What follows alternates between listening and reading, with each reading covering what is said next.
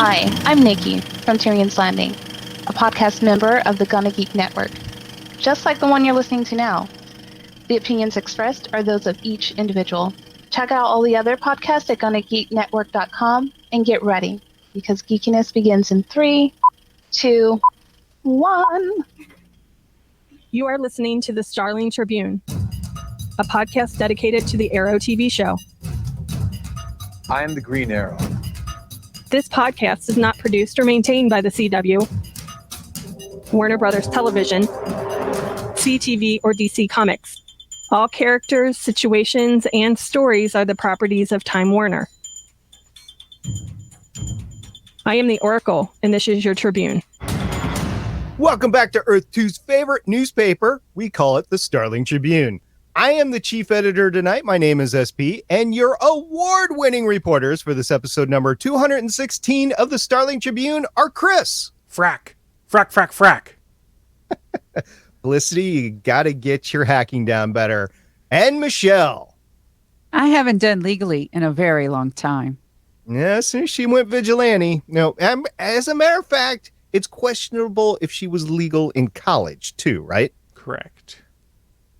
Just a couple of notes quick before we continue on. Chris, first of all, you were the chief editor last week. You said you weren't, but you were, so you need to own that role when you're in that next time. I all right, got buddy? fired. You didn't get fired. I'm here today. And also, I want to thank Neil very much for coming back last week and being part of the podcast. Neil, he knows he is welcome anytime, but his schedule is a little bit rough to fit in with our recording schedule, so we only bring him out for special occasions now. All right, guys, this podcast is recorded on Thursday, November 1st, 2018, live on www.geeks.live. That's right, and this evening we'll be discussing the latest episode of Arrow, as well as news, interviews, articles, and announcements that have dropped in the past week that could and very well will impact future episodes of Arrow, as well as the greater DC CW cinematic/television universe. If you're new to the show, thank you for searching us out on the internet and joining us. After the show, you can check out our content at GonnaGeek.com, where you can also find other geeky videos, podcasts, and articles. All right, thanks, guys, for breaking that down for everybody. Michelle, I think it's time to go ahead and break down the current episode of Arrow for everyone. This is Season 7, Episode 3, Crossing Lines. It aired Monday, October 29th, 2018. It's directed by Gordon Verheul. Credits include 5 episodes of Arrow and 2 Andromeda. Written by, the story was by Elizabeth Kim, who's written 2 episodes of Arrow. And the teleplay was written by Annalie Hunter, whose credits include 1 Arrow and 7 of The Last Ship. And Sarah Tokov, whose credits include 9 episodes of Arrow. A very full and great writer's room this year. Looking forward to all the great stories as the episodes progress for the season. Now, we said that this episode aired on Monday night, the 29th of October. We're going to run down all of the CW DC comic book TV shows this week, since they are all complete right now. And they started off on Sunday, the 28th of October, Supergirl with the 3rd episode of the 4th season, titled Man of Steel, not the Man of Steel you're thinking about, who had a live rating of 1.28. This episode of Arrow had a live rating of 1.15. Legends of Tomorrow, directly following this episode of Arrow on Monday, the 29th of October, had a live rating of 0.94 with the episode Witch Hunt, which is the 2nd episode of the 4th season. And on Tuesday, the final 2 shows, Flash, with the 4th episode of the 5th season titled News Flash, had a live rating of 1.75. Spoiler alert, that's the winner for the week for these shows. And following the Flash, Black Lightning had the 4th episode of the 2nd season titled The Book of Consequences, Chapter 4, Translucent, to a live rating of 0.97, barely beating out Legends of Tomorrow from the bottom. Guys, this is all like ones, some zeros, not a 2 in the bunch. What is going on with these shows this year? Well, I don't think a 9 o'clock time slot's seeming to be very good for either Black Lightning or Legends right now. Maybe I'm reading too much into it, but it is sports season, so that's probably not helping Monday nights for Arrow and Legends with Monday Night Football. And then you've got Sunday Night Football plus a variety of other events generally on Sunday evenings, so maybe that's what's hurting Supergirl. As for Flash and Black Lightning, I have no idea right now. Maybe people just are streaming more. Yeah, I think this is a case of DVR numbers and app numbers. Like I said before, each of these shows average at least 1 million additional viewers when DVR is added, and that's just +7. Well, that's so we know in the end more people than this are watching the shows. Well, we know the million viewer per episode boost was last year. I'm wondering if that will hold up again this year. I haven't seen the numbers yet. Michelle, have you seen the numbers yet? No, not yet. Yeah. The season just started. Right. So we'll have to take a look at that later, but we don't know for sure that's going to hold up this year. I am curious to see how many people are watching on the app, though. That would be, if CW could come out with something along those lines, that would be pretty cool. We all know that there's a lot of shows on the network right now. They're looking to cut some, see who the winners are, who the losers are. So I would expect some announcements this year for some cancellations for the show. But we're not there yet. We are in the midst of a great fall lineup, including this episode of Arrow Crossing Lines. And talking about crossing lines, we often equate the overall theme to the title of the show. So, Michelle, what exactly was the link back to the episode's name? I was hoping no one was going to say The Thing, but multiple people said The Thing. And what I mean is the title, Crossing Lines. We had several. Agent Watson went behind her boss's back. Lila is crossing lines for the greater good. She actually says that. Oliver's actions to get to level 2. How Felicity lies to Watson. And again, Dinah and Renee. It's like, well, we're not Wild Dog and, Black Canary. We're actually going in as Dinah and Renee. So is that breaking the immunity deal or not? That's kind of shaky. But they didn't technically get arrested because, there was no outfits or hockey masks or anything. So that's more like skirting the line instead of crossing it. They were sure acting like vigilantes, whether they were in costume or not. Neither of them are FBI, and they're there helping an FBI sting, wearing FBI equipment. Well, they were helping Watson cross the line because Felicity, again, is obsessed with finding Diaz for a good reason. And she finally convinces Agent Watson to, use her, Dinah and Renee, in order to follow this lead that Diaz is going to break into the CDC. And SP, why don't we start with them and their little plot line? What did you think about how Felicity went to Agent Watson? I'm having issues again with Felicity this year. I'll come out and say it right now. I mean, I might have voiced it 2 weeks ago. I wasn't on the podcast last week. But the fact that she is going out there skirting all the rules just to get what she wants, it's a little bit concerning, especially since she doesn't have a team. I'm willing to put that aside for now because she is being hunted. And if I was being hunted, I'd probably be doing similar things as Felicity in order to move out. Anyway, she does the tickety thing and she's able to hack in, although there's somebody else that's hacking in at the same time. So there's a hack versus hack. And I don't know, maybe she's just out of practice, but I would think that she'd be able to determine that hack before they actually saw the effects. I mean, I just think that she's that good in the tickety. So maybe that's another little plot thing there. Now, Renee, for his part, I mean, I have to, again, give kudos to Rick Gonzalez, who plays Renee. He's doing phenomenal acting work as well as physical stunts. So that part is okay. But like you said, he's not affiliated with it. If anybody there is a question of why they're there, Renee would be the biggest one. I mean, Felicity's doing the hacking thing, but all Renee is there is just along for the ride and as a spotter. And then Dinah as a captain, of the Star City police force. Yeah, she could go in there. Are we talking, is this the CDC that's in Star City, or is this the CDC in Atlanta? I'm guessing this is the CDC in Star City, right? Yes, I'm Yeah. assuming this is a conveniently located Star City one.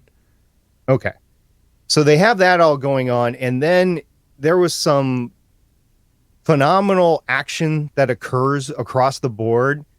I have to again give kudos to the season. We're back to season 1 with the brawling fights and the great choreography. Even if they're doing like cutscenes, it seems like they're doing pretty good fights. The one thing that took me out during all the fights happened to be Agent Watson, and it was after she lost her gun and she took out her foldable nightstick, and she lost it like right away. And it just didn't look good in the choreography. But beside that, the fights were great and everything. Diaz unfortunately got what he wanted, and they captured Silencer. So we'll see what happens with that. But I think Dinah doesn't know. So I think it is just Renee and Felicity that are trying to interrogate Silencer, right? I believe you're correct, and I think the implication is that Dinah would not approve. Remember, No. she's actually affiliated with law enforcement. Yeah. Chris, then- what did you? Oh, yeah, because Dinah is really wanting to again not cross that line. She's very much, I'm the captain. I want the city to believe in the police department again. So she would not approve of Silencer being No. kept. I don't imagine that Oliver would either, were he still on action as the Green Arrow. But that's neither here nor there. I do have to admit, during this whole CDC arc, I really did enjoy the fact that while everyone's fighting around him, Diaz is in the cooler, just kind of casually dropping vials into a cooler, like not even paying attention to any of the fights around him. That was entertaining to me and showed a level of nonchalance that kind of fits there, because he thinks he's 2 steps ahead of them all the time, and he's got the longbow hunters there to watch his back. So I don't have to worry about you peons. You're of no impact to me. What did you think of the? Kirk Acevedo just plays that so well. I was thinking about that when he was dropping the things in, and I was thinking, well, he would have to maintain his cool because he didn't want any of the vials to break or anything like that. But to know that there's this massive fight going on behind you and not even flinch or turn or spy behind you at all, just keep on going, that took some guts, and Well, Kirk played that very well. He doesn't even change his pace with doing it, though. I mean, it's just the nonchalance of it. That's just what's kind of like he's kind of like an FU to those guys. Like, I'm not afraid of you. Psh, just keep dropping them in. Drop them in. And then when he's done, he's like, okay, time to say goodbye, Agent Watson. And he has his gun. And again, they're in a room where bullets can make things go boom. And so some things go boom. And smoke But we had things up that- a little bit. Yeah. Chris, we had that great fight with Silencer and Dinah with that effect again. I really love the silence effect, and I love how they cut between the fights. And when you go to the fight that doesn't have Silencer and Dinah, you've got noise again. You hear things clanging around. You go back to the Dinah and Silencer fight. Everything's very muffled. You don't hear like punches landing on anyone. You don't hear a giant metal shelf fall down and pin Dinah, and it works. It's just such a neat effect. Granted, they've already done it. This is the second week in a row they've done it, so it's not new, but it still works, and it's still effective. Like, hey, here's why this power is important, and hey, here's why it's important against someone like the Black Canary, even though, well, I would assume they know she's the Black Canary because Diaz does, but it helps neutralize her powers too, which means she's just down to fists and kicks. You know what's great from a production standpoint is that they don't have to worry about somebody saying the wrong thing, like, oh crap, and beeping that out later or anything, because they're just muting the entire track. So it's got to be the easiest audio editing job ever.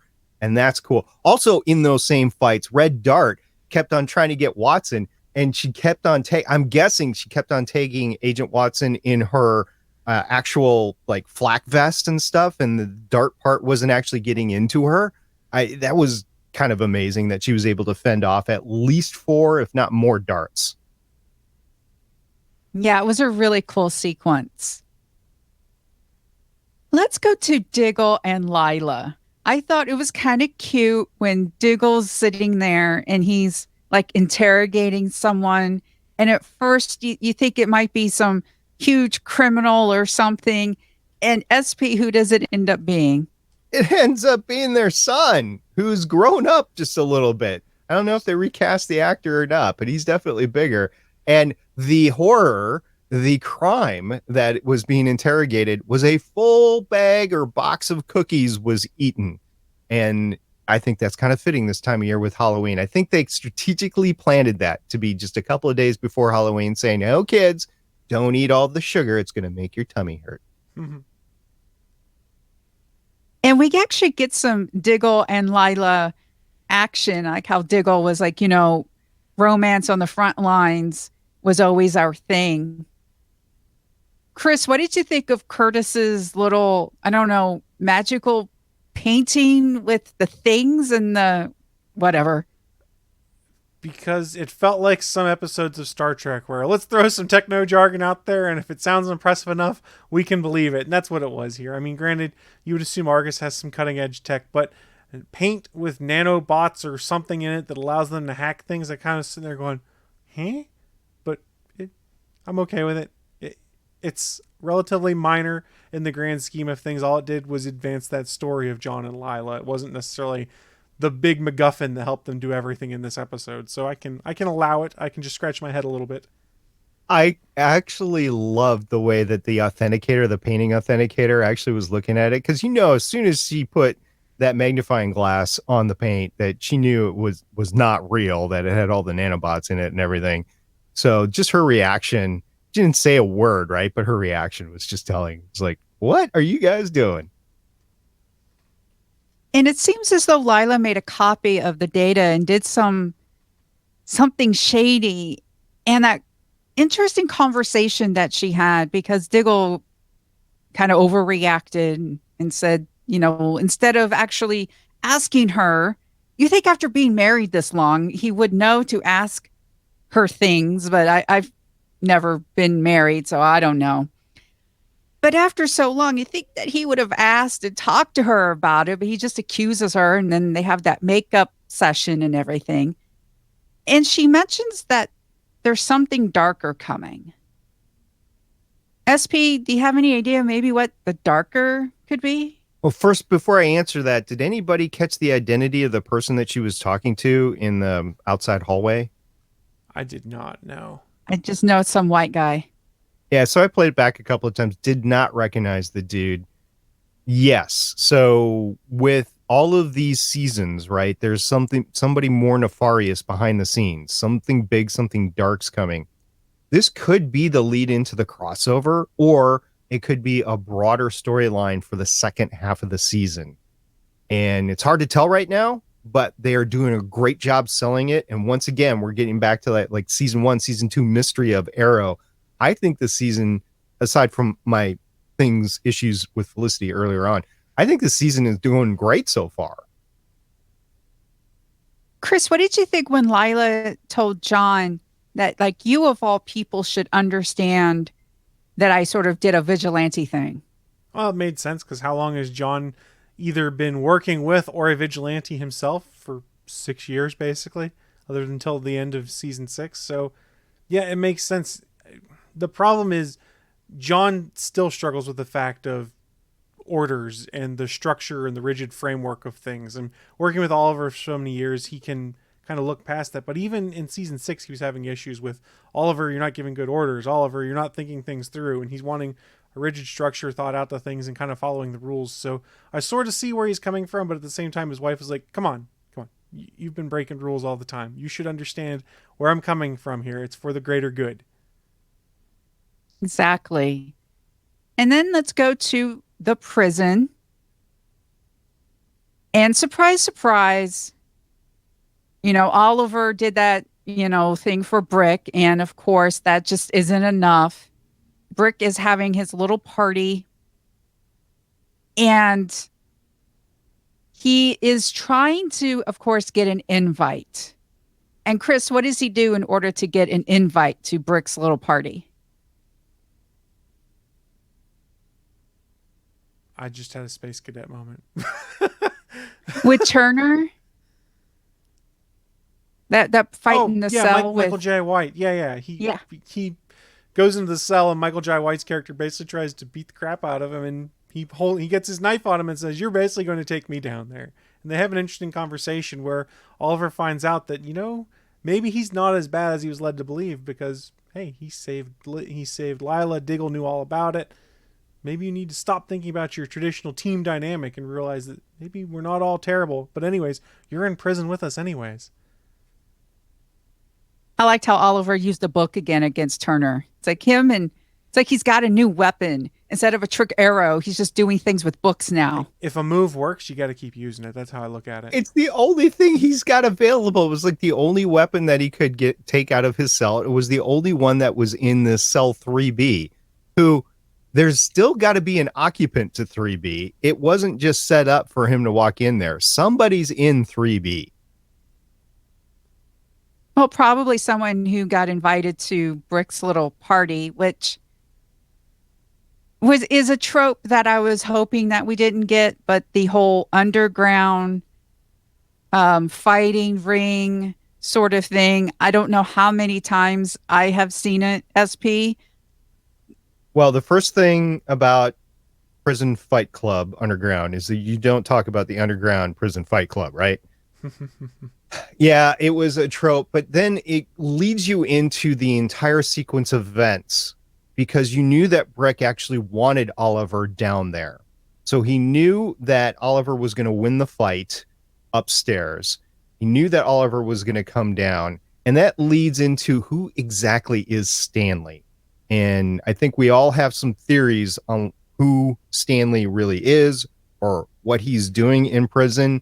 One of the theories in my mind is that he's actually the demon himself, and he allowed himself to get beat up to sort of fool Oliver. Remember, he told Oliver to trust no one. How many times have we heard that from the person that you're not supposed to trust? So there could be that going on as well. And then the whole thing ultimately could have been a ruse to get him off that level into level 2 as well. So Oliver right now is just playing in the hands of the people that are trying to manipulate him. What did you think of that fight, Chris, with Samson? It's brutal. I mean, but that's what you need to expect there, because remember, this is the guy that doesn't feel pain. So you need to make it be brutal. I mean, and the snapping of his arm, you're just like, whoa, whoa. And watching Oliver, just like his wounds bust back open, and he just turns into a mess. But he's completely brutal and surgical in taking him down. And how does he put it? You don't want me to do this, or something like that. And he does it then and is efficient. That's your boy. Your boy got his arm broke. Cody Rhodes. Yeah, Oliver was like, yield. And Samson was like, no. Gotta. Do you think this is the last time we're going to see Cody? He'll probably be around a bit more, but he's busy on the pro wrestling circuit too, so I'm not sure how much time he's got to be on Arrow. The thing I'm thinking is now Oliver switched levels. I don't know if the trio are going to be back or not, Brick and Cody. Well, I would assume he's eventually going to, maybe he'll never get out of that level, but I mean... Remember, the only way out is through the morgue. They told us what the escape plan is. That's true. I have to admit, I am disappointed how easily Oliver has been manipulated in prison. I mean, after everything that he's been through, right? The island, being trained in Argus with Hong Kong, the Bratva. Wouldn't you expect him to be, I don't know, better than that? Like running the place by now? Yeah, I would expect that. That's another of the plot holes this year, but I've decided to let it go. I just pointed it out that he's being manipulated along the way, because he is. But I'm hoping that when they finally get to the big reveal about the demon, that it'll be worth it. So there's some hope there, because everything else from the season has been pretty good. But yeah, it's definitely a plot hole right now. Oliver should be thinking he's like Batman, right? This is the Batman we've talked about. We used to have the Bat checklist on this podcast. He's supposed to be thinking 10 times ahead of these people. See, I don't know. I think he's not in the right headspace in all of this. He's thrown off his game. So while it's easy to think he shouldn't fall for these things, this is an Oliver that's desperate to do anything he can to save his family and to get out. So I don't think he's worrying too much about people trying to manipulate him. He's just trying to do something instead of feeling powerless. That was a whole DC sitcom. Powerless. Oh, yeah, it was. Yeah. Well, I wouldn't want to be that sitcom either. Yeah, I just don't see why Oliver should have been surprised that Brick tricked him. It should have just been like, even I knew you can't trust Brick. I knew it wasn't going to work. He shouldn't have been surprised. Yeah, exactly. Do we think Stanley is something more than just, I mean, I remember Stanley said, first rule of prison is to trust no one. Right. I still think he's a plant of some kind in order to be close to Oliver to eventually potentially screw him over or to fill Diaz or Diaz's subordinates in on what Oliver's plans are. I'm not sure if he's the big bad, though. He is so out of place. I think they could have put a different plant in there. I think he's a little bit higher up. I think he's masterminding. I think he is the demon. But you see, he's the perfect person to put in there because Oliver's generally very protective of those that can't defend themselves, the first episode notwithstanding. But remember, that's what forces him to put his plans into motion to try and draw out Diaz to not be passive about everything, is triggering that protective instinct in Oliver Queen. So if you bring in someone who's smaller, not as physically strong, and who seems to idolize the Green Arrow, that's a way to play with his mind. I just don't see the Green Arrow being any sort of effect for society or vigilantism or fighting crime inside the prison. I just don't see it. He's been put in there, put away. Society has an issue with him being the vigilante, a public vigilante, and he's thwarted the law for so long, at least 6 years on the show. And then prior to that, I just don't think that, I don't know. I don't know how he's going to get out and what's going to happen there. We'll have to talk about that in the future of what's going to happen to our fair Green Arrow. He's going to become the Flash. We already learned that from the crossover. I know that outfit really does not. He's That's the going to be fastest man alive. He's fast. We've seen him run fast, right? But it's on TV fast, so I don't know. He just doesn't have the runner's build. So, SP, is there anything else about the episode you want to talk about? Well, let's go back to the CDC. I mean, it's really not that hard to get into. I mean, Rick Grimes did it in season 2 of Walking Dead, right? But that was the Atlanta CDC. Yeah, and that was also like months and months and months after the whole end of the world thing. It's not like there was active security walls and things. It was just one guy in there. Okay. So what's level 2? Is that like the Agents of S.H.I.E.L.D. security levels? I don't know. So are you saying that Oliver's going to get his lanyard? Is that what you're saying? He's going to get a lanyard. I don't know if they allow lanyards in prison. I think they could use that to hang somebody or something. Beyond that, I am enjoying this so far. I hope they can get Felicity a little bit under control, though she's definitely the wild child right now, holding her own prisoner. And I hope the prison gets some sort of a strategic plot to it, because what we're seeing so far, it's been fun acting, great fights, and I think Oliver's been manipulated a little bit too much. So I'm waiting. I'll wait for next week to see what happens. Of course, we're still ginning up for the crossover. So whatever happens in all these shows, which I'm current on all the shows now, woohoo! Whatever happens in all these shows is building up to that crossover, which is just in 4 episodes? So we got some fun ahead of us, folks.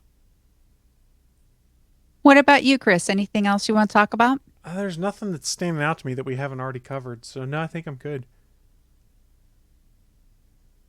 Okay. So we're going to learn more about Level 2 next week. That is Season 7, Episode 4. That's the title, Level 2. It will air Monday, November 5th, 2018. Oliver and Felicity each make drastic moves to find Diaz. The new Green Arrow swoops in when arsonists target Renee's community center. Dinah faces pressure from the mayor to capture the vigilante. Directed by Ben Hernandez-Bray, written by Amelia Ortega Aldrich and Tanya Kong.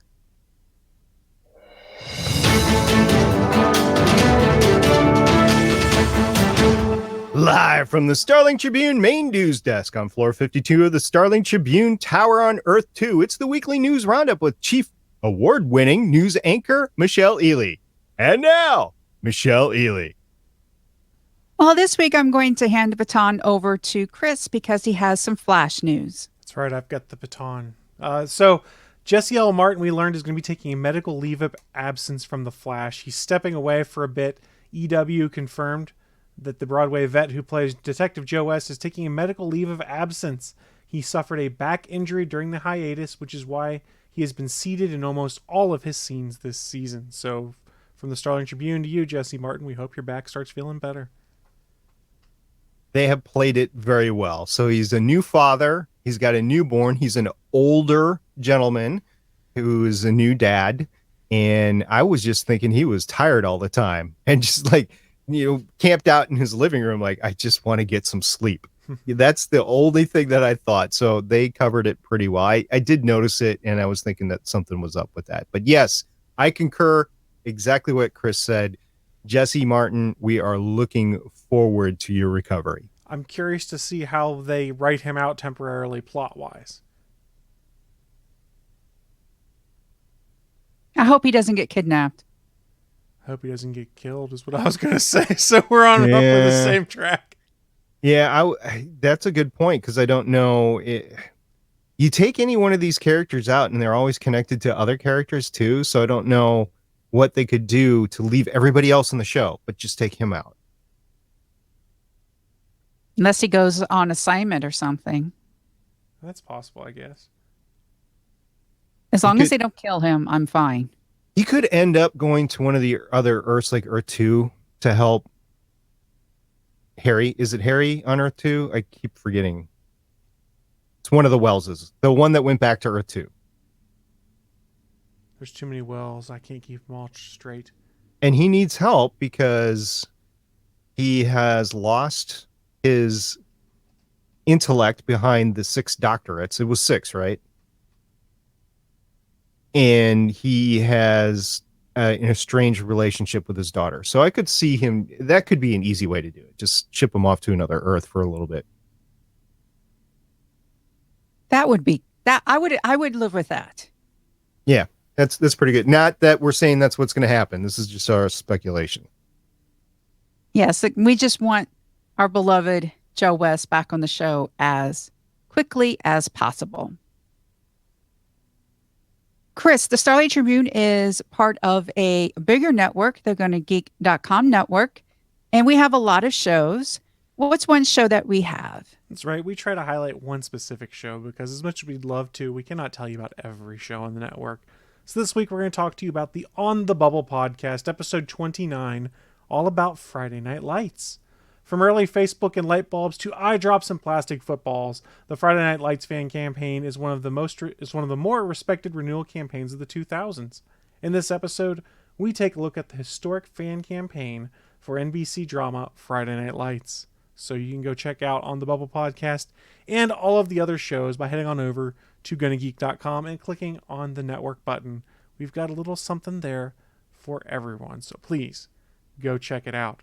Clear minds, full hearts, can't lose. That all being said, looking at the time, it is time for us to start wrapping up this week's episode of the Starling Tribune. So a big thank you to our live viewers over on Geeks.live, but also thank you to everyone who downloads the replay, both of the audio version at StarlingTribune.com or catches the video replay at YouTube.com/GonnaGeek. If you have an Amazon device, remember you can always enable our podcast as a specific skill. Just say Amazon, whatever your activation word is, enable Starling Tribune, and that will pop up the podcast. We also now have a Discord server available at www.gonnageek.com/Discord. You can come on by and join the Gonna Geek Network Discord, as well as the specific channel for the Starling Tribune. And remember, you can always catch us live as we record at www.geeks.live at 7:30 p.m. Eastern, 4:30 p.m. Pacific on Thursdays. We would love to hear from you. We are the Starling Tribune on Facebook and Instagram, at Starling Tribune on Twitter, and you can call us at 612-888-CAVE. That's 612-888-2283. Well, this brings us to the end of another great episode. Any last words before we sign off? At Stargate Pioneer. Hashtag ticka ticka. At the Chris Farrell. Hashtag use the book. And I am at Michelle Ely signing off with hashtag Magic Nanite Painting. Oracle, I think we're done here. This was the Starling Tribune.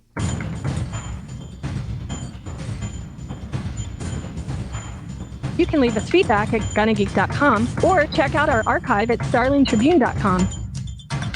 Visit gonnageek.com for more podcasts. Music by Kevin MacLeod can be found at incompetech.com. This podcast is not produced or maintained by the CW, Warner Brothers Television, CTV, or DC Comics. All characters, stories, and situations are the property of Time Warner. No infringement is intended.